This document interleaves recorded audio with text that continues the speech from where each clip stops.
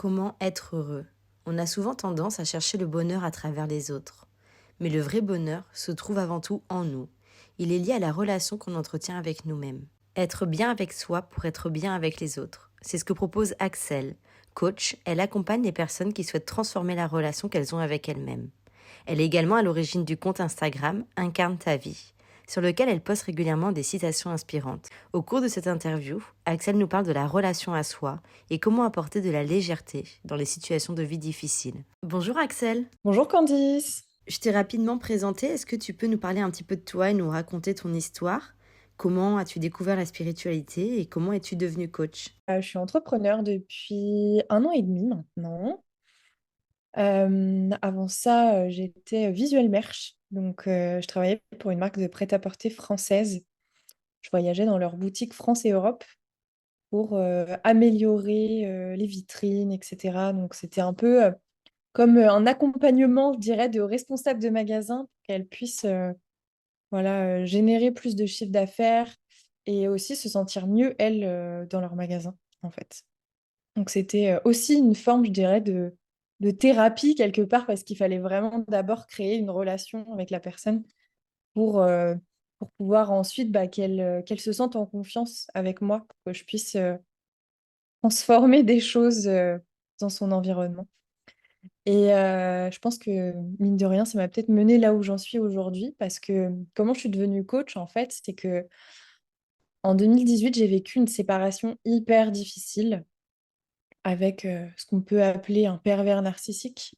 C'est un terme qu'on entend assez souvent. Et c'était, voilà, je ne dirais pas que cette personne était à 100% un pervers narcissique, mais c'était une relation qui était toxique. Voilà. C'est peut-être pas forcément, j'aime pas trop ce terme quand on dit quelqu'un qui est toxique. Pour moi, c'est la relation qui l'est. Et du coup, c'était le cas. Donc, c'était une séparation très difficile. Et je dirais, ce qui m'a sauvée, c'est que bah, je me suis intéressée, en fait, au développement personnel à ce moment-là. Et que, ouais, ça m'a sauvée. Il me fallait une solution à ce moment-là, quand j'allais hyper mal. Et j'ai commencé à plonger dans des lectures. Le tout premier que j'ai lu, c'est Le premier jour de ta vie commence quand tu comprends que tu n'en as qu'une.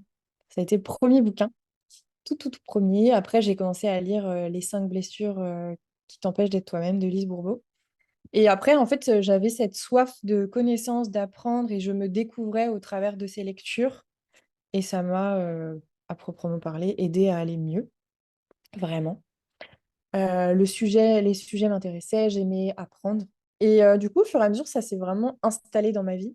Et puis, c'est devenu normal, en fait. J'avais mon boulot, ma vie.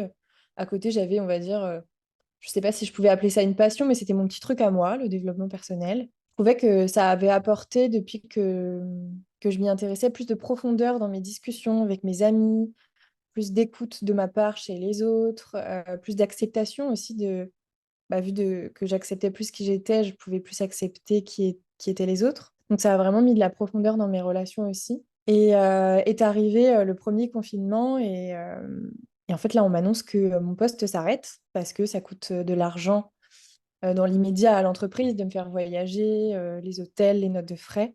Et du coup je me pose des questions dites existentielles pour moi à ce moment-là. Qu'est-ce que je fais demain? Bah voilà, en fait, si le monde s'arrête comme il était en train de s'arrêter. Et quand je me connectais à mes valeurs, donc voilà, à ce moment-là, mes valeurs, c'était vraiment le partage, la liberté, et puis voilà, bah, le développement personnel, enfin tout ça, c'était important pour moi. Bah, la réponse a été, bah ok, bah, en fait, je fais une formation de coach et puis j'en fais mon métier, quoi. Comme ça, j'aurai des vrais outils, je me sentirai légitime, parce que pour moi, aujourd'hui, le terme coach est beaucoup utilisé, mais on n'a pas spécialement besoin du titre pour pouvoir exercer.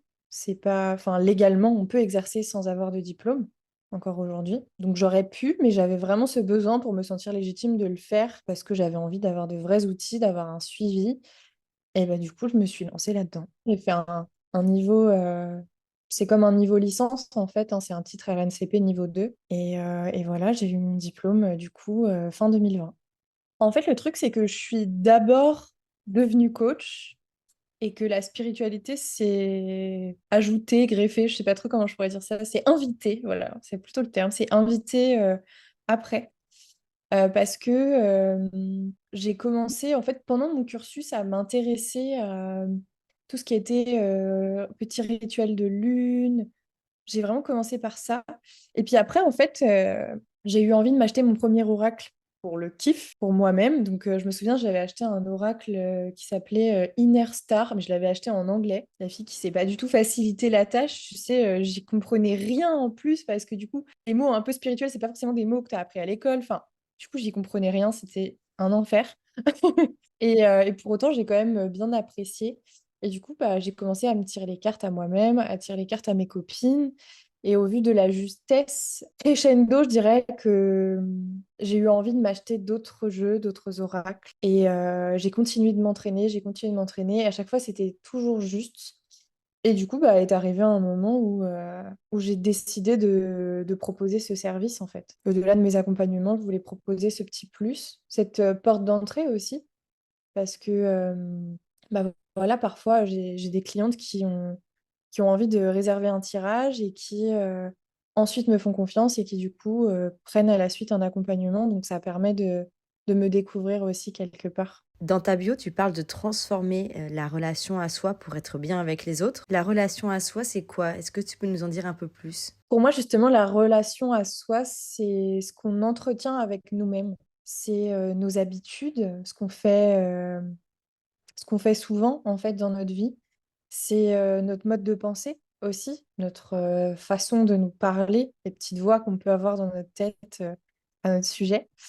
C'est aussi la relation à soi, c'est comment on prend soin de soi au quotidien, ce qu'on met en place ou non pour s'accepter, ce qu'on met en place ou non pour s'améliorer. C'est notre perception de ce que l'on est, de qui l'on est.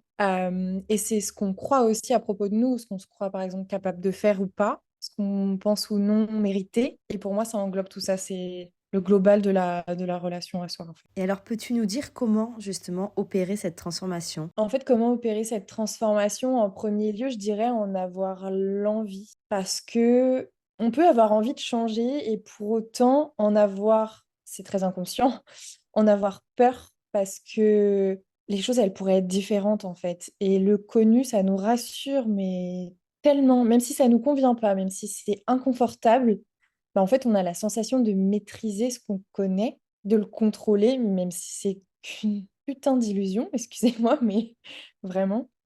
Et du coup, bah ouais, en premier lieu, je dirais comment opérer cette transformation. Je dirais ouais, le vouloir et du coup, faire un pas vers soi, en fait. Et c'est très personnel, mais toutes mes plus grandes transformations ont été précédées d'un très grand moment d'inconfort de vie, en fait. C'est que au bout d'un moment, il se passe un truc, c'est difficile, ça fait mal. Et c'est... Alors, j'en fais pas une généralité, c'est que personnel, mais c'est bien souvent, en tout cas pour ma part, après qu'on opère une grosse transformation, en fait, comme une renaissance. On parle souvent de la théorie du miroir qui dit que les autres sont le reflet de ce que l'on est. Que peux-tu nous dire à ce sujet? C'est un vaste sujet, cette théorie du miroir. On parle aussi de loi du miroir. Et moi, ce que je peux dire, c'est qu'en fait, là-dedans, c'est qu'on perçoit les autres et le monde d'ailleurs en fonction de nos propres filtres, un peu comme des lunettes qu'on a sur la tête. Tiens, aujourd'hui, je décide de voir la vie en rose, en bleu, en noir, voilà.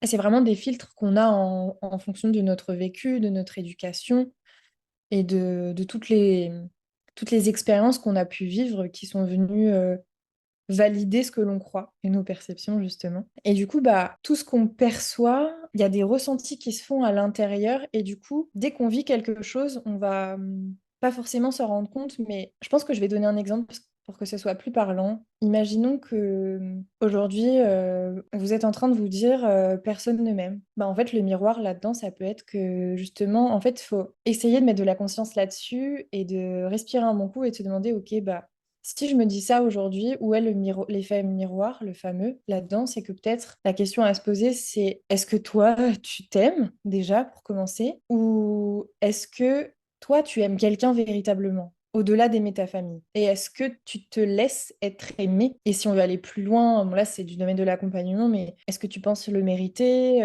enfin, etc. Et ce fameux effet miroir, quand on ressent quelque chose de désagréable ou d'inconfortable, qui nous contrarient, ou même quand on critique quelqu'un aussi, c'est hyper intéressant à ce moment-là, l'effet miroir, parce que on peut que apprendre sur soi et apprendre de ces personnes-là parce que ça nous renvoie forcément quelque chose de nous, même quand on admire quelqu'un, il y a un effet miroir aussi là-dedans, c'est qu'on adore ce que cette personne renvoie et c'est que c'est aussi en nous et qu'on a envie de l'être et qu'on l'est quelque part et que libre à nous de le laisser vibrer, émerger et ressortir à ce moment-là. Donc je trouve ça fascinant. Et c'est un très très bel outil de connaissance de soi du coup et de développement personnel. J'apporte même une précision, c'est que par effet, si je transforme la relation à moi-même, ma relation avec les autres, elle change en miroir parce que j'entretiendrai peut-être un discours qui sera différent. Je me comporterai peut-être différemment, j'aurai peut-être plus de douceur,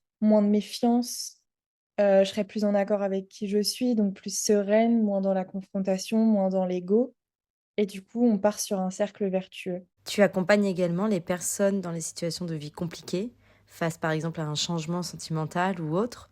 Quels conseils tu pourrais nous donner pour apporter de la légèreté dans les passages difficiles? Un conseil pour plus de légèreté dans les passages difficiles, déjà, je dirais commencer par vider son sac. C'est que quand on vit un passage difficile, on peut, pas toujours, mais on peut parfois avoir tendance à être dans une phase que j'appelle de contraction, c'est de se replier sur soi, parfois même de pas avoir envie de l'énergie de sortir de son lit, d'avoir envie juste de rester dans le noir et de attendre que ça passe. Et en fait, vider son sac, parler à quelqu'un qui ne juge pas. Et puis si on n'a pas envie de parler à quelqu'un, bah, on écrit en fait pour faire de la place dans son mental et puis pouvoir verbaliser, voilà, soit à quelqu'un, soit à sa feuille, à son carnet, ce qu'on a à l'intérieur de soi et qu'on garde. Et ça fait un peu comme des nœuds énergétiques, hein. Je rappelle pas ô combien voilà, s'exprimer, c'est aussi libérer par la parole les mots des émotions et c'est important. Donc en premier conseil, je dirais ça. Ensuite, je dirais accepter cet état qui est difficile. Donc les émotions inconfortables qu'on peut ressentir, c'est accepter cet état qui est là sans chercher à le faire disparaître vite. Parce que bah, aujourd'hui, on nous répète tellement, en fait, je trouve que non, ça va aller. Ça fait du bien d'entendre ça, mais bah oui, ça va aller, mais là, tout de suite, ça va pas. Donc le non, ça va aller, il donne un peu cet élan de vite, il faut que je peux pas en fait me sentir comme ça indéfiniment. Donc on peut avoir tendance du coup à pas vivre ces émotions, à les planquer sous le tapis, comme j'aime dire à mes clientes. Alors qu'en fait, bah, elles sont là, elles ont besoin d'être entendues, d'être vécues, de sortir, et c'est pas toujours simple. Et du coup, bah, enfin, attention en fait à la positivité toxique, c'est que oui, c'est super d'être positif, c'est très bien de penser positif parce que ça attire le positif, et c'est la vérité, mais on a ô combien besoin de passer par ces états en fait, et c'est naturel, et ça nous aide tellement dans le fond ensuite à pouvoir aller mieux, mais véritablement, parce que beaucoup vont bien, mais si tu finis par creuser, tu te rends compte qu'il y a des émotions non vécues. Ils ont essayé d'aller tout droit, ils se sont mis des œillères. Allez, je vais faire comme si tout allait bien, justement, parce qu'il faut que tout aille bien, je peux pas me permettre. Mais du coup, bah, ça explose plus tard, et je crois vraiment que c'est ce qui fait plus tard des burn-out ou des personnes qui vrillent du tout au tout, parce que d'un seul coup, ces personnes ont l'impression de soit d'être passées à côté de leur vie, soit ne pas se connaître en fait, parce que tout un tas de choses ont été mises sur le côté. Ça, ce serait un deuxième conseil. Ensuite, j'aimerais partager une phrase qui, moi, me porte. C'est que quand on est dans un passage difficile, on pense beaucoup à «et si?» Et si j'avais fait autrement, ou et si j'avais fait un autre choix, peut-être que je serais pas dans cette situation difficile. Et en fait, cette phrase, c'est, ben, en fait, les choses, elles auraient pu se passer différemment, mais ça veut pas forcément dire qu'elles auraient été mieux. Personnellement, quand je me répète cette phrase d'un seul coup, j'ai l'impression que j'ai des tonnes et des tonnes de poids bah, qui s'en vont, en fait, parce que on a tendance à se culpabiliser, à se sentir pas bien quand on est dans un passage difficile, en se disant que bah, on aurait pu l'éviter.